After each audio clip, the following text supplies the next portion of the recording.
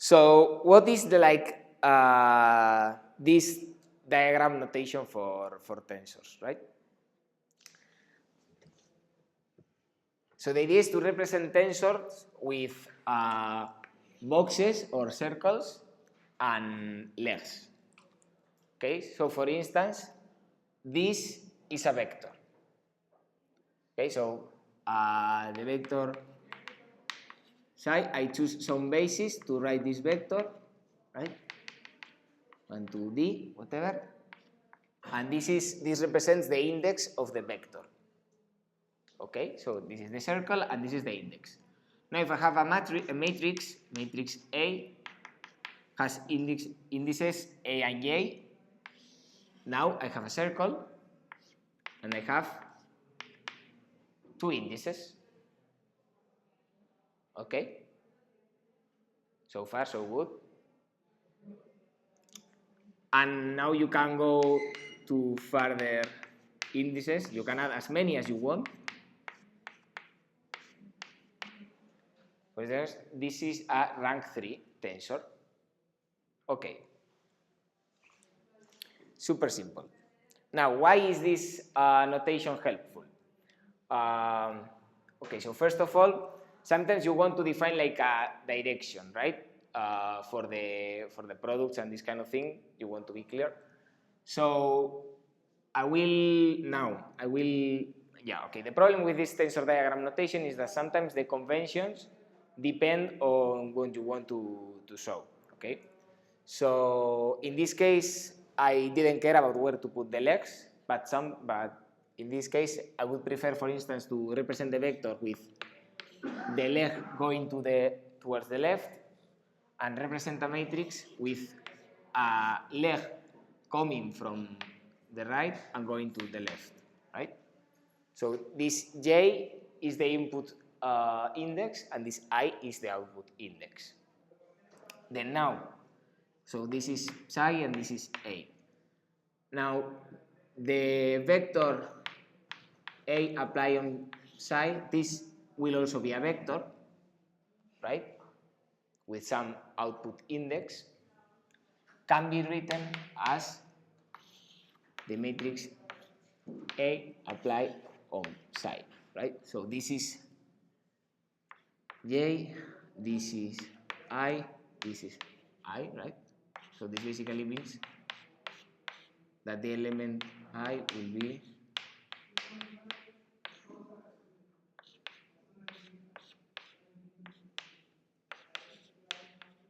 okay. I'm summing over all the J's here. So when you connect to this leg connected with this leg with this leg, okay. And when you connect two legs, that means that you are summing over that index, okay. So the good thing now is that I'm representing the product of a matrix with a vector by connecting the indices. So far. And now if I have two matrices, A and B, and I can make this product because this index is has the same dimension in both, this AJK, this is equivalent to this is B times A, right? You have the input K and the output J. So let's do this step by step.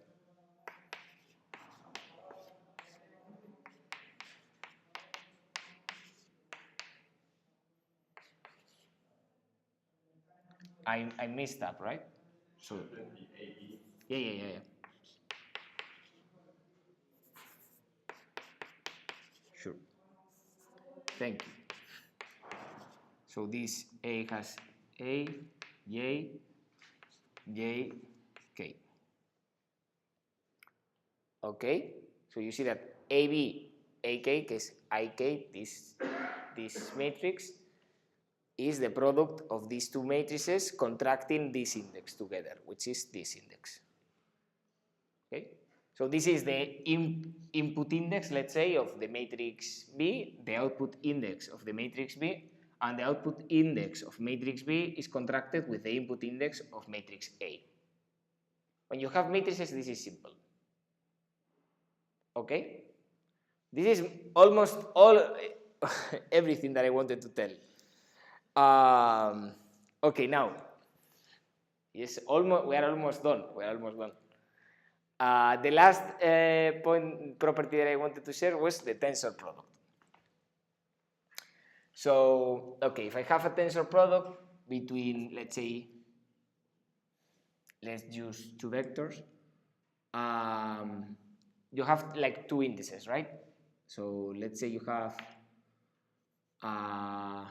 v times u,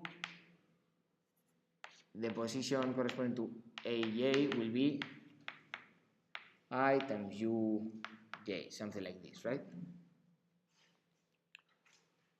That, I mean, this is like a joint index. It's not, I mean, yes? Right, more or less, no? No. So, thank you, Max. I know you see it. But the idea basically is like, now the tensor product U has like two joint indices. So it's like, it's similar to a rank 2 matrix, to a matrix, but it can also be seen as, okay, you just mix both of them. Maybe we can see a simple example, or no? Yes, it's fine. Okay. Then, and same with matrices, okay? If I have the tensor product between two matrices, this is like we will have the input for A, the output for A, the input for B, the output for B. This basically is the same as, and this is the tensor product. Okay? Okay, yeah. So as we see now, this you can have the product of two, but now you have like a linear combination of products. Things can still happen. So I can also use a rank 2 tensor that represents a vector, not a matrix. Okay. So for instance, if I have a 2-qubit state, I could use a single index for the 4-level system, or I could use two indices, two for the first qubit and another two for the second qubit. That's it. If I want to, if this is a 2-qubit state, I can go from 0 to 3, right? With this index, or I can go 0, 1, j, 0, 1, and have an index that depends on both. Let's say aj, I, j. Okay, this is a basis in the first qubit. In the second qubit, they form a joint basis for the 4-qubit system. I can decide or to have a single leg which has dimension 4, or to have two legs with dimension 2. And sometimes this is simpler, because now if I have n qubits, you just have n legs. Okay? If you are lucky enough and your state is separable, this state can be represented like the tensor product of separable things. But it may also be the case that you are not lucky enough and you have to stick to this way. Okay?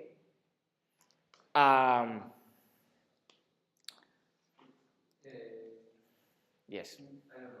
In this notation, when you create a state, it's only like independent poles, or you have to connect the poles? These are I don't remember if it's an MPS or MP. Yeah. In an MPS, these two are connected somehow. Yes. Yes. This is a state, or this is a matrix? If you put the length connecting them. No. The one that you just erased. Yeah. This will be a state or a matrix? I think it's like a matrix that represents a state, right? So it's a state still. I think what is the state is the fact that you can isolate here whatever is happening here, you don't care, you only care about the legs that are coming out. Because it could be the case, I mean, because I'm not introducing MPS, at least unless we have a lot of time. You could also have like the two first qubits, they are entangled, so you cannot split them, but the first one is separable, so you can separate them, all of these things. I mean, you could have a very strange structure going in here, but the important fact is that all the indices that are inside the blob are contracted, and the only indices that are free are the ones that come out, which is equivalent to a state. Yeah. And if it is a state, all the edges of that have to go in the same direction. We usually point them in the same direction. So yes, it's usually either. Yeah, I mean, what do you mean? If you have in that case v times u, let's say you have both to the left, but if you put one to the left and one to the right, you can be confused and think it is a matrix. Like something like this would be like projecting on you and then returning V, no? This would be equivalent to, right, something like this. I think you need a dagger. Yeah. Yes, and the convention that we are taking is that like vector indices or output indices go to the left and input indices go to the right. That's the convention that I'm taking here, but often they take the convention that you are writing up to down, so the ones that go downwards are the vector indices and the ones that go upwards are the other indices, and sometimes they are like even more explicit and they write like output index, input index, or they write like input index are empty circles and output index are closed circles, these kind of things. It depends on the complexity of the diagram that you are writing. If your diagram is super simple, like these ones, you can just preserve the order. Things that point to the left are indices of vectors and output indices, things that, yeah. If your diagram becomes more complicated, it can be recommended, I mean, it can get useful to use this kind of explicit notation. Also, if you have a matrix expression that you want to compare, it's very helpful to write the indices when you are starting. Like this is index J, this is index K, this is index I, and this corresponds to these positions. Okay? So one last two conventions is that the identity matrix can be represented with a line. So whatever goes in goes out. And this basically means that I can introduce an identity wherever I want, right? I can introduce an identity here, an identity here, an identity here, and that's basically like extending the line. So the identity is a line. Usually when you have a diagonal matrix or something that is proportional to the identity, you put a line with a dot. The dot basically means something diagonal, some constant factor. This is also depends on the convention, right? And what's the last thing that I wanted to mention? Yeah, vectorization. Okay, so let's say you have the matrix, the 2x2 matrix A, B, C, D. So this is A. I call the vectorization of A. I will do column-wise, which means so this is in a sum Cn times n, okay, but I can also see this as a column vector of n squared, n here is 2, by doing a concatenation of the columns, right? So I do A, C, B, D.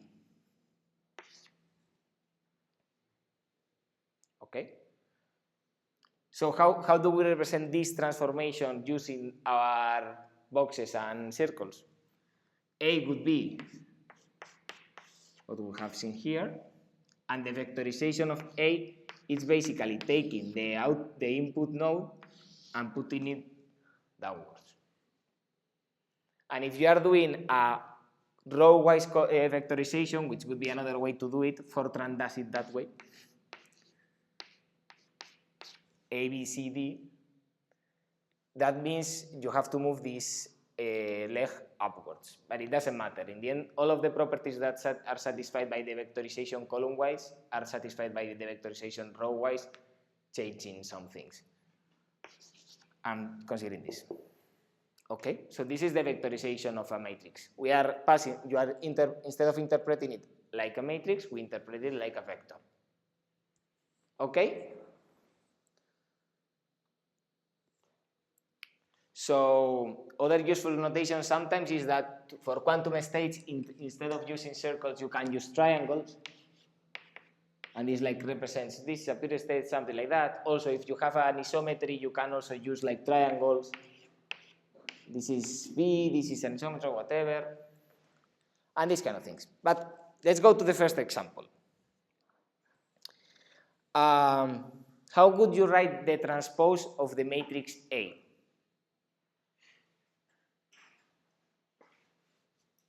Anyone wants to try? Or it's super simple? Yeah, we flip the indices. Yes, Max? Do you agree? I thought somehow you have to. Yeah. Right? You need to do something like this. And this is the transpose of the matrix. Wow, it's so simple. Wow, math is super simple. Okay. This is not an operation that you usually do so often in calculations, but you do them a lot in the computer. A reshaping. But this is this that I was considering here. A reshaping is to reconsider indices as composite indices or as a joint index. So for instance, here I was telling you have like two indices of dimension 2, but you can reconsider them as a single index of dimension 4, right? That would be a reshaping. That's something that you do usually, for instance, to compute the partial trace of a matrix. But before moving to the partial trace, how would you compute the trace and how would you represent the trace of the matrix A using this notation? Please think about it. I have a matrix A. So this is the matrix A, and I want to represent the trace of the matrix A. Everybody knows the trace, right? Close the thing. Yeah. Okay, everybody sees that this means contracting both indices. So basically it means connecting both sides of the matrix, yeah, to the same index. Wow, so simple.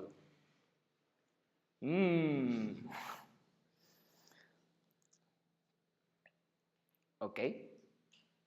And now, how would you do a partial trace? I have a state.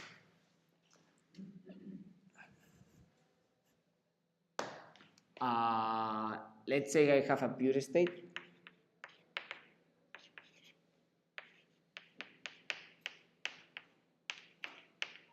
Okay, two subsystems, one with base A and one with the basis J.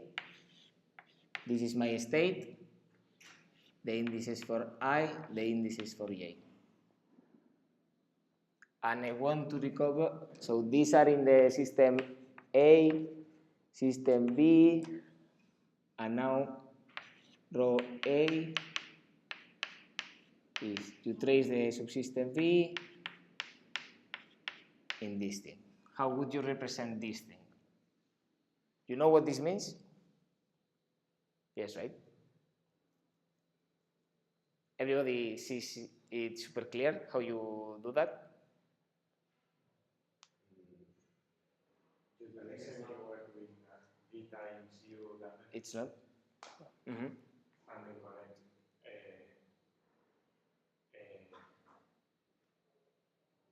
they're like. So you mean you put psi here, right? This represents this this matrix. This matrix is this one, okay? And now this one is A and this one is B. And now you just connect this. Good. Well, we need this other triangle there, because before we represented the vector just as like this one triangle. mm-hmm. Can you not just put the J index back to this one triangle without introducing another triangle? How would you do that without the other triangle? The J. You just put it back. Back where? I think he means lining it in the same side of the triangle, like below or above the eye. But I see a little bit of a problem with that because I think notation-wise, if you are used to working with that, maybe it's okay. But I think for me, this is more, it gives you more information because in the end of the day, you have to actually build the density matrix. You can, to do the partial trace, you can keep the vector. And Yes. I think the notation that Max is saying, if you know that actually you have to do the density matrix and then partial trace, it would be okay. But I think this is more like. Okay, let me see if I understand. I mean, you could say directly, you could consider psi to be directly the density matrix corresponding to psi.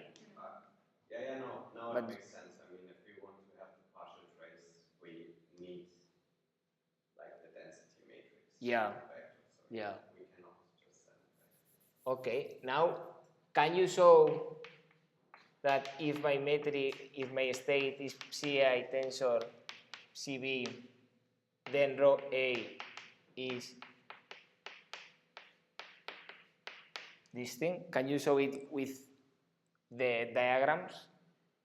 Using diagrams? Can you show it? Can you try to show that if I do the partial trace of a separable state, you get a pure state? You get that pure state using the diagrams?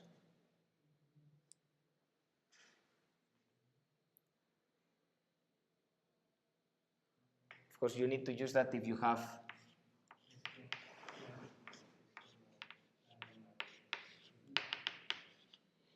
with the same state and normalize and all of this.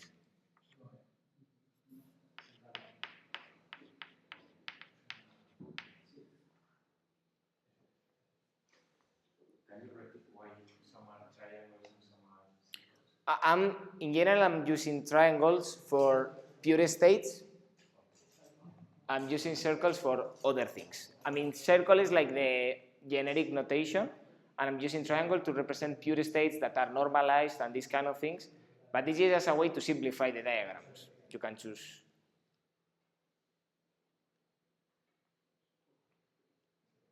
I see people is thinking. I'm happy for the first time people is thinking because I thought this was super obvious for everybody. What? You can already play it. I have an idea. Like it connects itself in just one. Okay. But instead of using the circle, you use it. Okay. So basically it's yeah, I see there is people thinking, let them a few seconds. But yeah, basically it's what you were saying. You can split that thing in like two triangles. Then the lower triangle is connected. And these two are this thing, it's the same pure state inner product with the same pure state. So this is one. And this is just what remains, right? And the same happens with the big part. But note that in general, the resulting state is not separable. If these two were somehow connected in any way due to entanglement, then those two, the resulting state is mixed in general as it has to be. Okay. Okay. Let's okay, before moving to the next thing, let's prove the cyclicity of the trace. Can I erase? should I erase these things or, yeah? I mean, this is like the basics, right? So.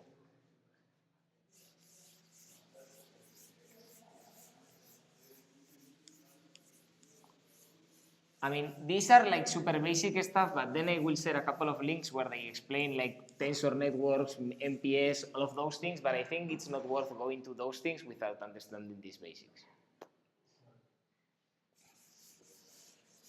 Okay, cyclicity of the trace. So for those of you who don't know, if you have two square matrices, do you need them? Well, no, you don't really need them to be square matrices.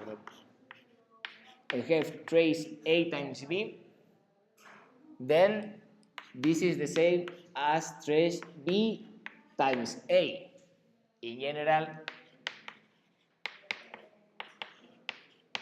but this other thing is true. Can you prove this property using tensor network notation? The diagram notation?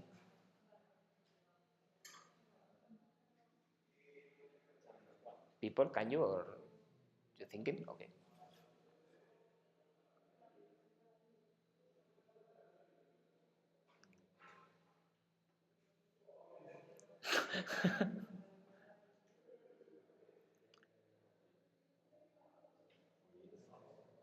Huh? It's not so obvious for me. Like that should be the same. But you know the property, right? You know, I mean, I know this, but I wouldn't say it's obvious from the diagrams that this Okay. should be true. Well, maybe if you just turn it around. You can close the lines to the commute. Okay. Whatever you write is a closed circle. Okay, this is okay. Commute. It doesn't compute, but you can move it around. The thing is that this is one of those cases where it's helpful to have some notation for the input and output index, right? So you have this is A times B closed. Okay, now let's say this is the input node and this is the output node. Input node, output node. Okay. Now I can move B around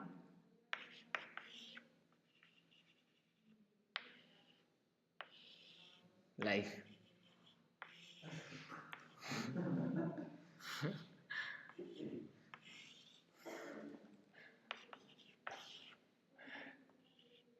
so this is not like super formal proof, but I mean it's clear from the diagram. And this is just this guy, right? This is the input node of B with the output node of A, and the output node of B connected to the input node of A, right? And this is the same. Input node of A connected with the output node of B, input node of B connected with the output node of A. So those two diagrams, they are representing the same product. But suddenly, this one is A times B traced, and this is B times A traced. But it's clearly the same thing from the diagram, because you are contracting in this way.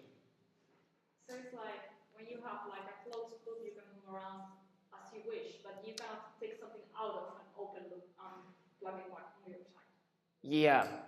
Yeah, more or less that's the thing. The problem here is that to see that these two things are equivalent, it's actually helpful to really see what are the input nodes, I mean, what are like the indices that you are connecting. Because it's super easy, because this could be, if you write, I mean, I wrote B, I mean, this way, because if I was doing the other way, this would be like the transpose of B, right? So the diagram notation becomes a bit weak or a bit loose if you don't introduce some extra terms to make it more explicit, right? But I mean, you don't need this middle step. This middle step is just some intuitive thing to think about it. But this and this are equivalent because the nodes that are connected are the same. Right? Yes. Okay.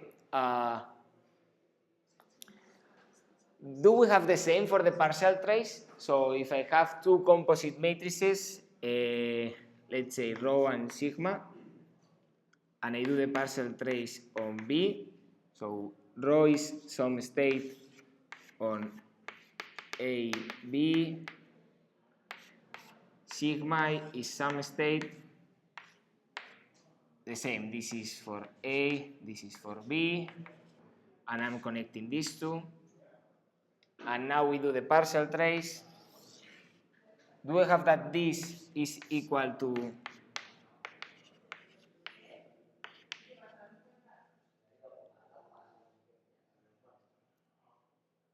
do we have that?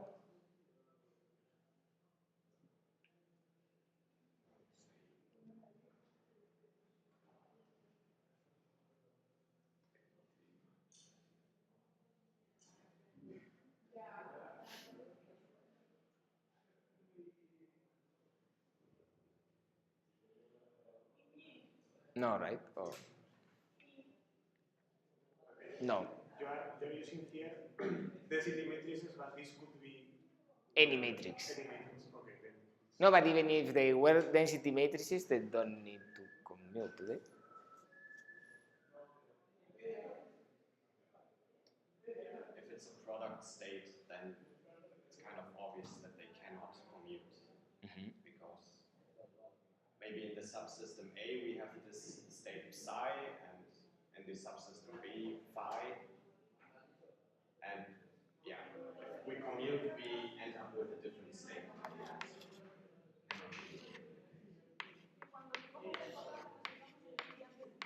Okay, so let's say we have the counterexample that Mas was proposing, where these guys don't commute. The partial trace is just tracing out the product between these two, so it's like the product between the states in the second subsystem, and now you are left with the product of two states, and this doesn't need to commute. It's pretty easy to see some states that don't commute, and this property would be telling you that you can flip the two states without any problem, and that's not the case. For me, I still think it's very intuitive to see it the way I was saying before. You can, if you have like something that's close, you can move your states around all you wish. But if you have to pull them out of a string, it's sort of like in the polying, how you can take something and smooth it and form it smoothly, but you cannot create holes. So for me, pulling something out of a string and plugging it back again would be like a hole. To me, that's the nice thing about this notation. It makes things super intuitive because it's like in this case, this is the input node, this is the output node, and those are fixed. You are not allowed to move these two. Whatever you do has to be rearranging the things that are in the middle.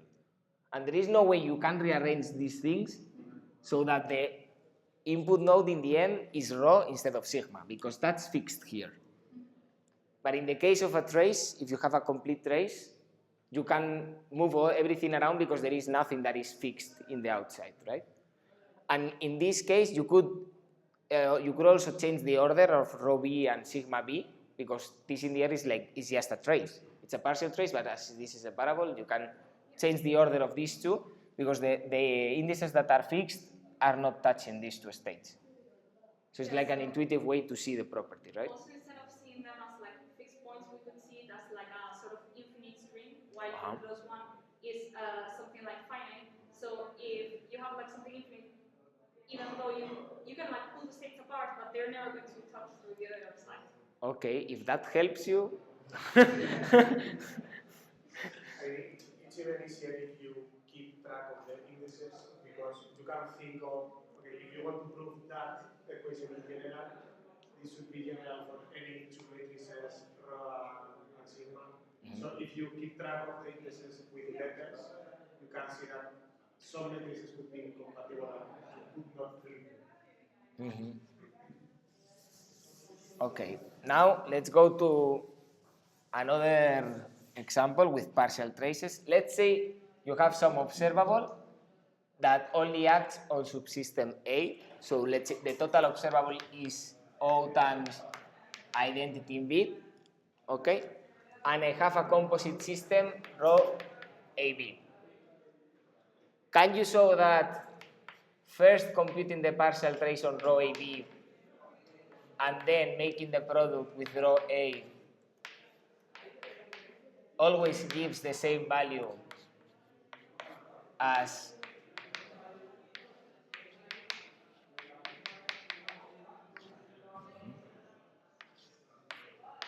this thing? Quite useful that these two approaches always give the same result with diagrams. I'm going to close the door. See you.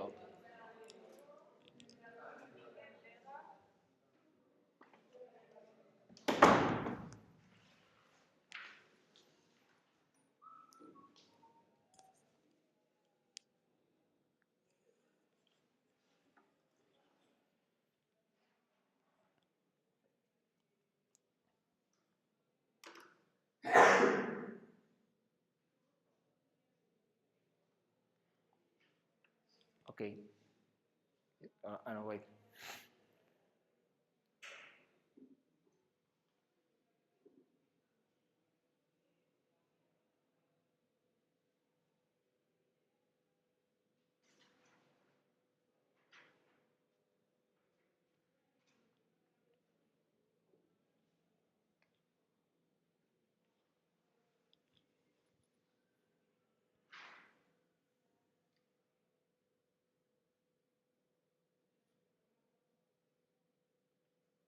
I guess you can see it because as the identity we said it's just like one line.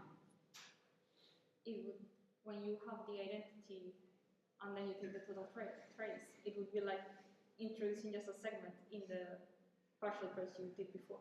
So you can see that way that there is. Yeah.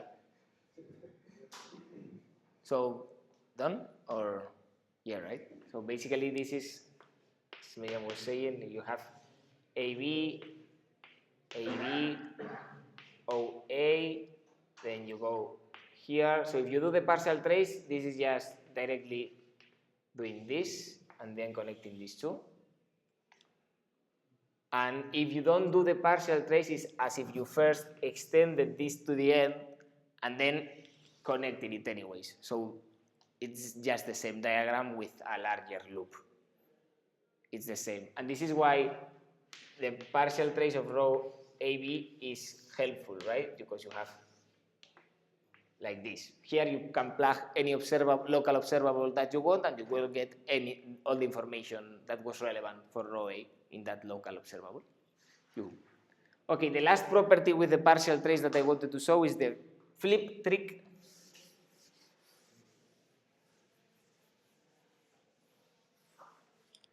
Which is if you have the flip operator takes two indices and flips them, okay? So it's this thing, right? So AJ, well, this could be AJ, I. This is like the flip operator. It's like a swap also.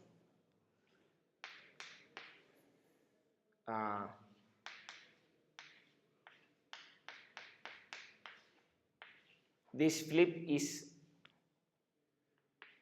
let's say this is A, this is B, and this is flipping AB, okay? Let me see if I see it correctly. This is this product, right? We'll see it now. Okay, so you have the tensor product between two density matrices, but this could be just two arbitrary matrices. I'm using density matrices to not mix with A and B. And then you apply the flip operator between flip of the two sides of the tensor product, and then you partial trace the second side, and you keep the first. What you get from that is the product between the states rho and sigma.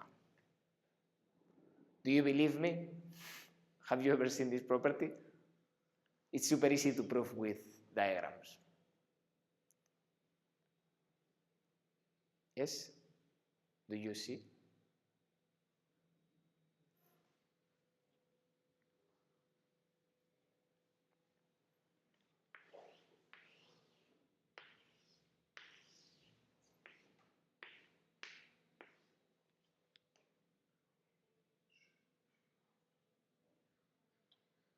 okay, you get like sort of this loop going on here, and then you can sort of take it on the perpendicular plane, and it's just like an identity thing, and then you stretch perpendicular this plane. out.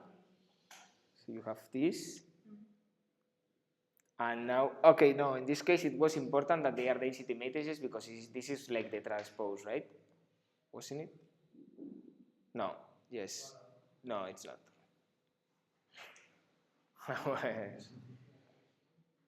Yeah, so just do the tensor product between both states, then flip both of them, and now partial trace the second one.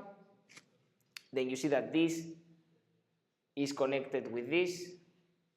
This is the output, this is the input, and this goes to the output of beta. So you sigma, so you can just rearrange this thing up until they are together, and you get rho sigma. Super simple. Okay. So I have more examples, but we are also running out of time.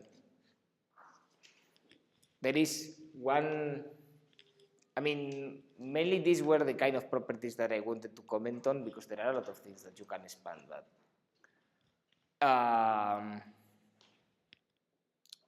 yeah. Have more properties, but now I seem them obvious compared with what we have done so far. So any questions or any comment, or someone wants to add something, because I know most of you know about these kind of things? How did you say that they are arranged to prove that? Yes. Okay, so to go from here to here, visually what I just did is to move the sigma around and see that they are well connected. What you can see is name the indices, right? So this is fillet circle, empty circle, empty circle, fillet circle. And you can now see that these circles match the circles in this graph. So this means you are connecting and you are contracting the same indices in the same order. So these two are the same. If you, what you said, I think it's like intuitive. If you fix the two, imagine that this is a row and you fix this, what happens inside, and this is a row. Yeah, you can deform it. The row which is connected. Yeah, because this cross section is not impeding you from moving this state around. It's like you have, they are independent. It's like in 3D. Yeah. You can just pull it apart. Yeah. And they will move to this form. Yeah. Okay.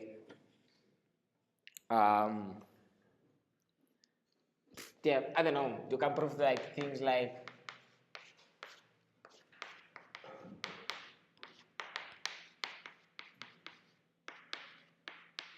these kind of things and so on. But I've seen it's useful when I want to compute a partial trace of a big system, this kind of approach. Also to see these kind of properties visually, and also when I'm using quantum channels and evolutions of quantum states.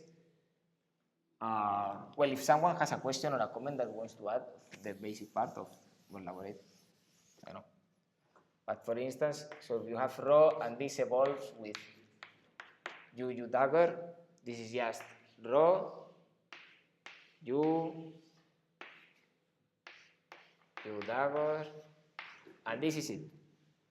And you can see that the trace of rho is equal to the trace of U rho U dagger, because you have that U dagger U is equal to identity, which means that if I connect these two nodes, I can move U around.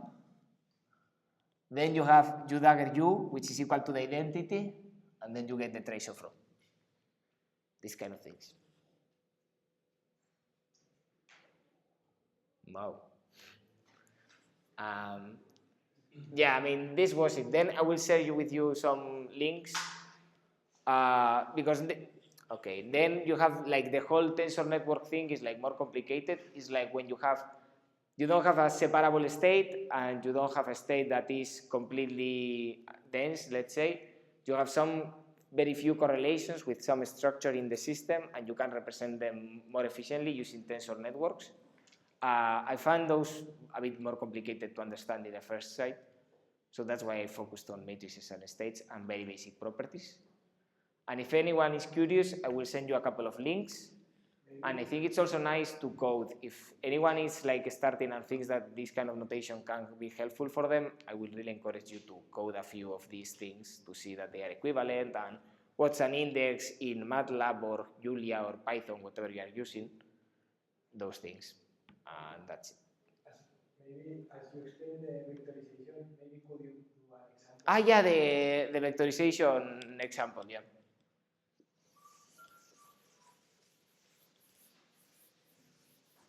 So this is a property that appears a lot in quantum channels. So if I have, how is this? 3 matrices, A, B, and C. Okay, so this is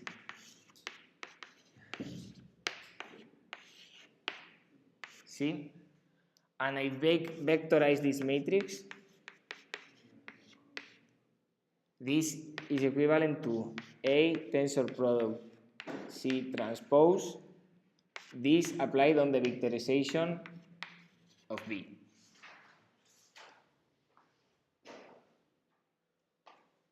Can you prove this property using the diagram notation? Remember that.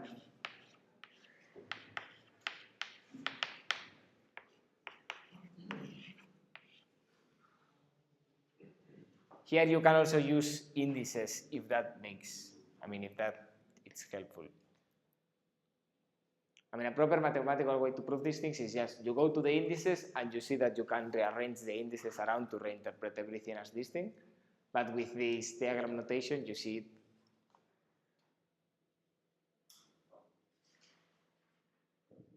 Yeah, thank you. I have it here, but I think I...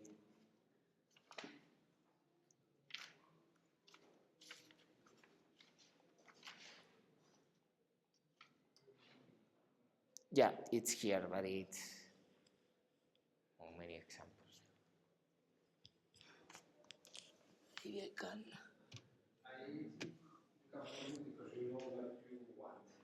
You can prove it because you know what you want, of course.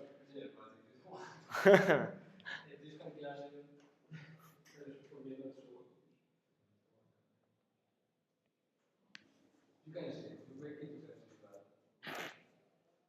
If you say make ABC and you want to prove something, yes. What happened?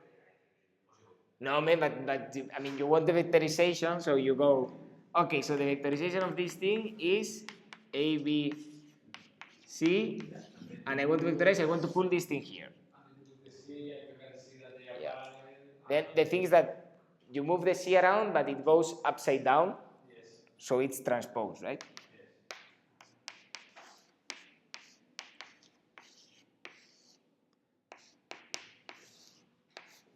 This is transposed because it's upside down, right?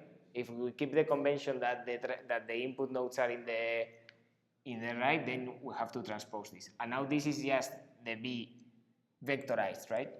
Like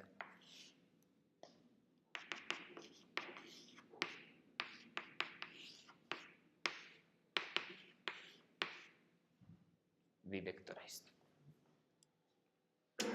Yeah, but connect the A to the C in this way with something in the middle is what for me works here. No, AC that is tensor product. Yes. If you interpret, if you free these two indices here, this is just the tensor product between two matrices. And then you are contracting those two indices with this vectorization. Right? So until here, this is the tensor product between A and C transpose. Right? No, when I draw it, I can see it. When you draw it, you can see it. I know that was I say, it's obvious. Yes. But if they give me another answer, I cannot do it. Okay, maybe they won't give you, but if you see this vectorization, you will know you can resolve it easily with this. I mean, it's super easy to remember this property if you visualize it this way. It's a bit more difficult if you do like some logic. I mean, this makes some sense because this is like A is applied on the rows of B. So as this is on row, it's column. Yeah, you can see it, but. Huh? You kept sort of rotating that screen. And so you have C transpose, B transpose, A transpose. You can move everything around. Is that a property? Okay, so. And so we can prove that this C, the vector is A, Okay, so vectorized of A. if we define this vector, this, what you were saying is like you can take the C transpose and put the B transpose here, right? And then put the vector omega. Vector omega is just the line. It's the vectorization of the identity. Right? So if you do the vectorization of the identity, this is the same.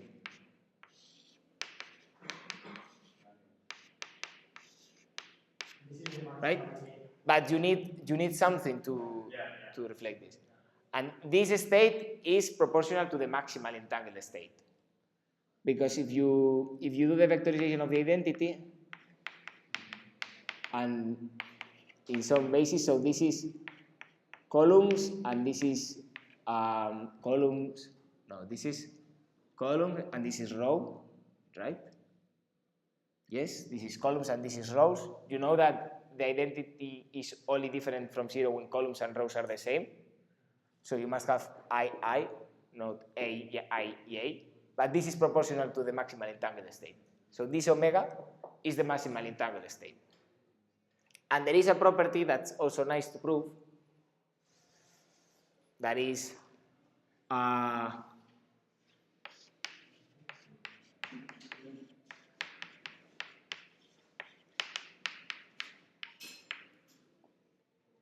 if you have a product with the identity and you apply the maximally mixed in both sides, the maximally entangled state in both sides without normalization as here, you get the trace of A.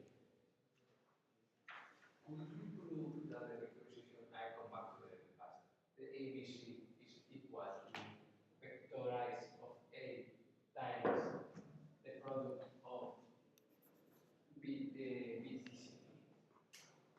If you move BC and if you move B, I did A, and then B transport, C transport, so this is the same that multiply C times B transport vectorize A. This is Looks like true, right? like 3 of these. Yeah, you can move these things around as you wish. And I think this is still true. I'm pretty sure this is true.